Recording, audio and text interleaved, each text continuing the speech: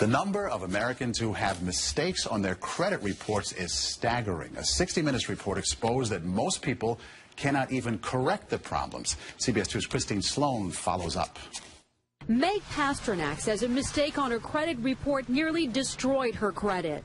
We had to present so much documentation to say this wasn't ours, and then we still had to pay something to get rid of it. Pasternak says it took months to resolve the problem. You feel kind of helpless because they got you under the gun if you need to get a new car or a house or for anything. Pasternak is not alone in her frustration. A new government study finds up to 40 million Americans have mistakes on their credit reports. But an investigation by Steve Croft on 60 Minutes finds most people get nowhere trying to correct an error. Ohio's Attorney General tells Croft that is a clear violation of a federal law. The federal law says that if you believe that there is a mistake, you can go to them and they have an obligation to do a reasonable investigation.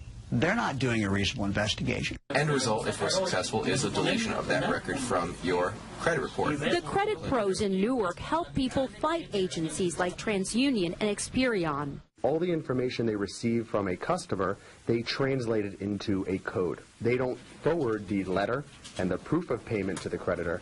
They just forward the 3-digit code. So the best way to protect yourself? Go directly to the creditor rather than going to the credit bureau themselves. Another good habit to get into, check your credit report periodically to make sure there are no changes. In Clark, New Jersey, Christine Sloan, CBS 2 News. And like 60 Minutes, we were unable to get an actual person at the 3 credit reporting agencies. 60 Minutes was referred to the spokesperson for the agencies, who provided a statement citing an industry-sponsored survey that showed 95